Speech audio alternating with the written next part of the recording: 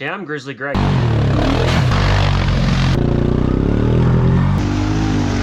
We get rowdy, like to break stuff. Whoa! Woo!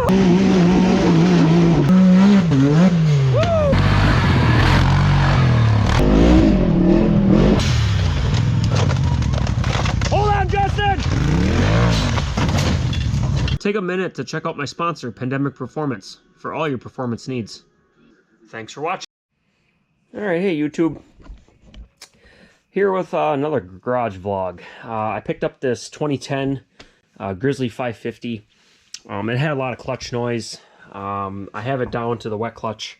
Found out what was wrong. If you didn't see in my other YouTube shorts, what I think the problem was a rivet fell out of this wet clutch and it got in here and just kind of, you can see how much it scraped the crap out of the pads here.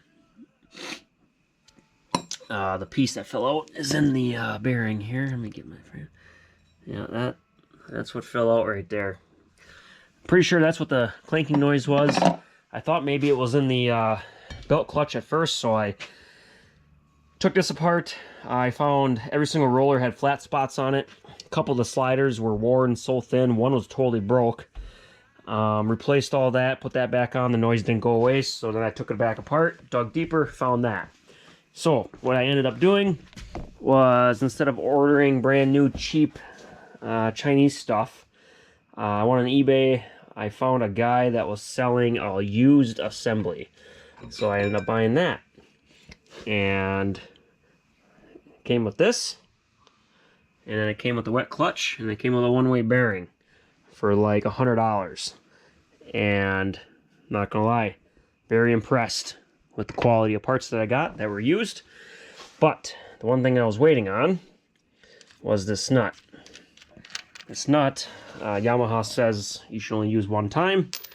So, Partzilla, they ship out of Georgia. Unfortunately, I'm up here in northern Wisconsin, and that's what happens. So, got the wet clutch on. This just splines on. This is the crankshaft, by the way.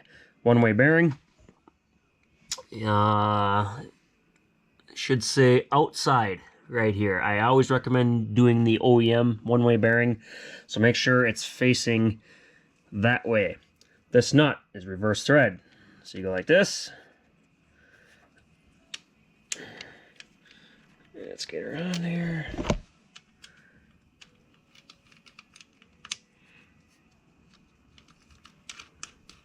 There we go. Lefty tighty. See that? There we go. And then, I know this is not mechanical of me to put, to put a flywheel holder on the other side and crank it to spec, but we basically just kind of, hang on one second. I'm gonna have to get a deep well. I should know better by now. Be right back. Alright, now I got the deep well, 27mm. There we go. Level 3 on the Milwaukee. Gave her a couple of good ugga-duggas. And we should be alright. Now, I forget what the torque spec is. If you want to do it correctly, I would just recommend looking at your manual. But I think this is probably the, I don't know, 4th or 5th wet clutch I've changed in my day. And I've done that every single time. Haven't had an issue. That one's got a wet clutch on it that's 6 years old, and I beat the living crap out of that. So, yeah. Then, you got a dowel here and a dowel here. You got to clean the gasket surface up, which I already did. Use a combination of wire brushes and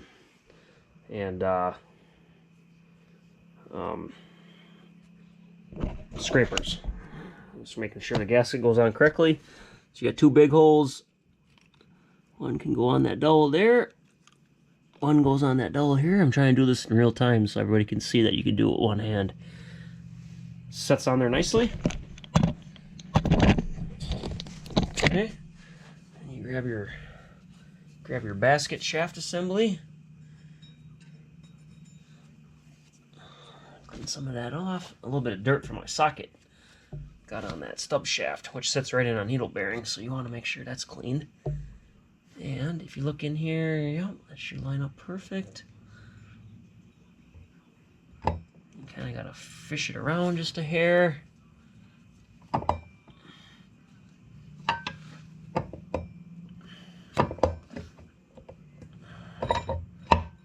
Sometimes it goes on easy. Sometimes, there it goes. Snaps right on. And then take your 8mm, take an extension,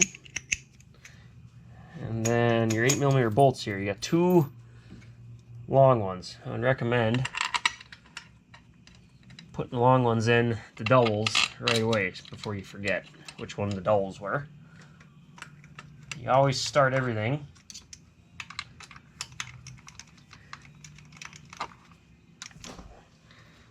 you always start them by hand.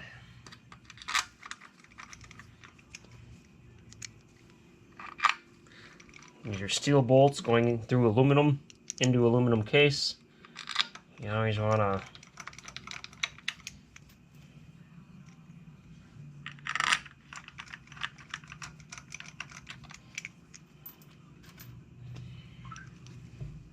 be honest with you, this is going really nice.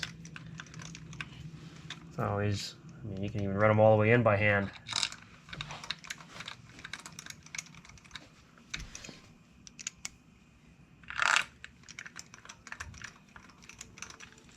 Go. If you want, take your 3/8 drive impact driver. Just kind of give them a. Whoop. Come on, get on there. There we go. Oh, this ain't gonna work. So give them a little. I think the tightening torque on this is. I mean, this gun only has like 200 foot-pounds max, or 200 inch-pounds max, or something like that. It is not a lot. So just a couple clicks, and then I get my ratchet out and check them again. But then one thing you want to check is that it spins backwards and not forwards. Yep, okay. That means the one way is working, so, and you have it on correctly. It should spin backwards, but not forward, so.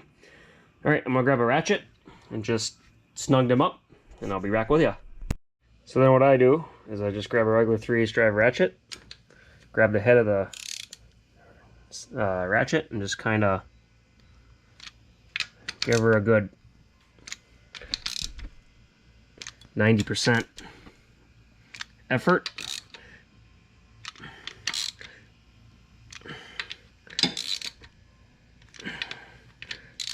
Because, you know, I'm all about, you know, torquing everything professionally by the book.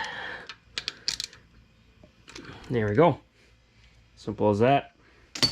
Then you grab your inside case. See if I can do this in live time. This little rubber gasket kind of stayed on there, but this one on that side is on there yet.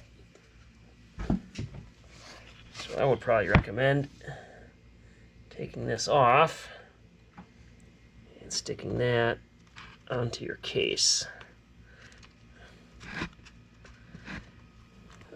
These gaskets back here too, they do get hard and crispy over the years and will leak water into your CVT. But these feel pretty pliable yet, so we're gonna roll with them. And to be honest with you, a lot of times they just kind of sit there. Oop, that one didn't, but then you grab this, and these are 10mm, so you just take your 2mm socket, get that back up where it needs to be.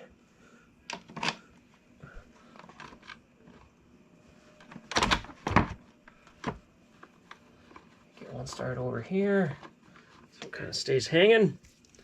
You get another 10, and you gotta go over here, eye it up. You can kind of feel it kind of fits into, it snaps into groove pretty easily. Like that. And like I said before, make sure you always start them by hand. Never try using a impact or an impact driver starting bolts. Seems like once I get, sometimes I wrench for a few hours and then you get lazy on just one bolt and you say screw it, I'm going to risk it. It seems to always cross thread on you, and then you got yourself more problems. Always repairable, it's just that it delays the project by up to an hour depending on what bolt you stripped out and how a pain in the butt it is to get it re-tapped out. And then you just kind of, I just snug them up.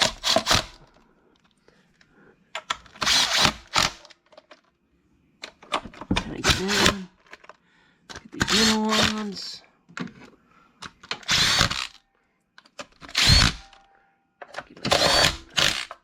There you go. And I'm going to grab my ratchet, do that same thing I just did with the other bolts for the wet clutch. And I'll pick you up after I'm done doing that. Honestly, next thing I'm going to do is put the outside snorkel on. So I got a hose clamp that fell off right there. That goes on right there. This boot slides on right there. And then this little grommet fits onto that double right there. Pretty straightforward. Most people are going to be able to figure that out. Alright, the next step is to take the secondary, slide on the transmission shaft. Before I do that, the shaft was a little dry. Gotta throw a little lube on it.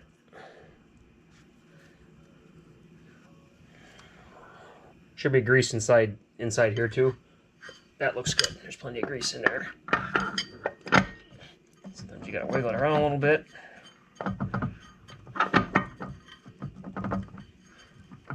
To get her to slide on, sometimes you get it right away. Sometimes you struggle with it.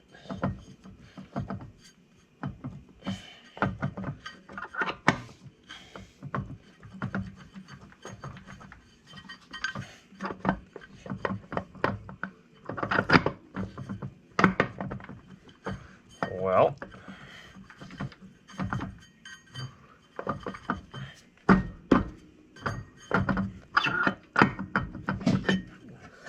there it is. And you take your nut. There's no washer with this one. And the threads are normal. 24 mil. 3/8 drive impact.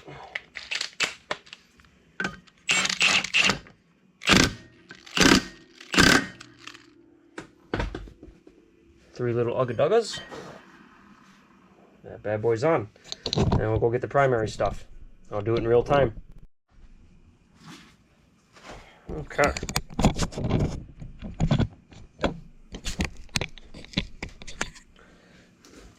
First thing, you gotta put the inner fix sheave on. Very easy, straightforward. Fits under like that. And you got the, I call it a sleeve collar. There you go. Make sure there's a little bit of grease on the surface of this. Just a thin layer. This is what your primary kind of slides around on. You don't want you don't want a lot of grease on it. Just a little bit, just to kind of moisten it up.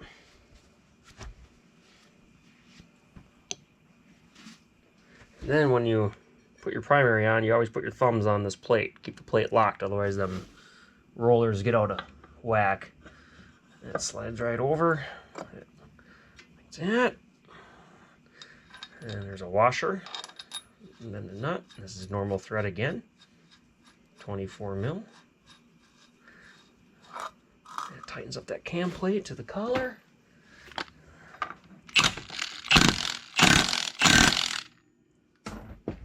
Level 3 of the old Milwaukee. 3 ugga-duggas. You're golden. Torque to spec, like everything I do. It was a joke, everybody. Don't comment on it. Alright, and then time to put the belt on. The way you put your belt on is you gotta grab the 2 long bolts.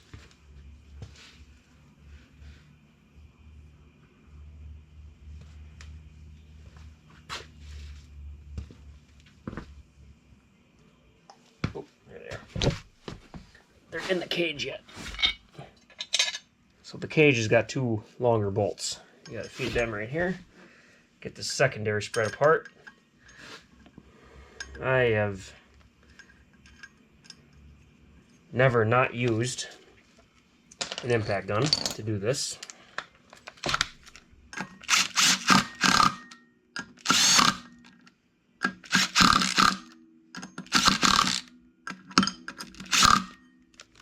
you go. You grab your belt.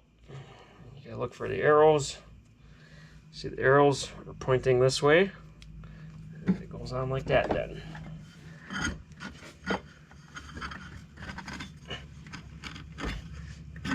There we go.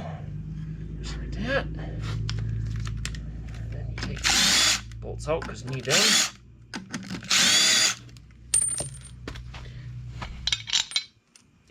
And then these dowels. Sometimes these dowels fall out, sometimes they don't. I stick them back in the cage. There's 2 of them to help line you up. Very important. And I think you get good at just remembering which way to go. The cage is very important. And then once again, it's 10 millimeter. But what do I say? You don't start the bolts with the impact gun. Start them by hand. That one started. That one started. That one started. And that one started. Alright. Then you take your Milwaukee impact driver again. Give them a couple other duggas.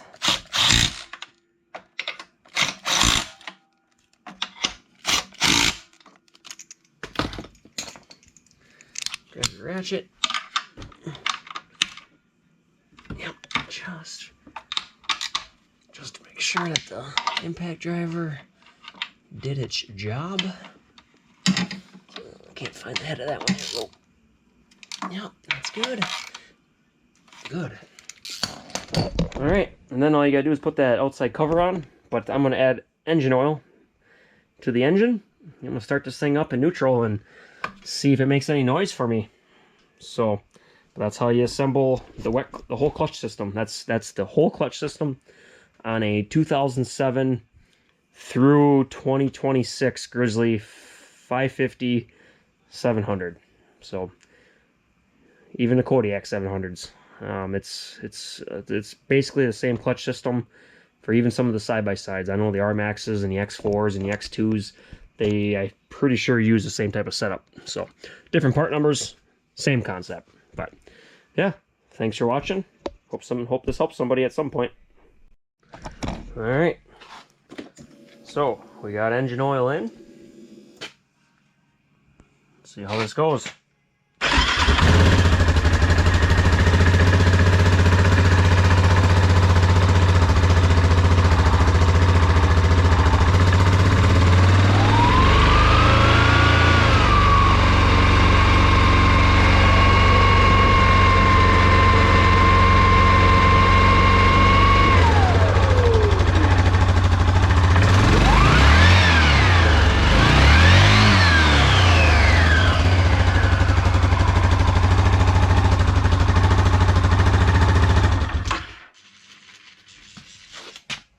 Oh, perfect. That is exactly how a Yamaha clutch is supposed to sound. So I definitely found the issue. So can't wait to take this thing for a little rip ski tomorrow. We'll see how it goes. Thanks for watching.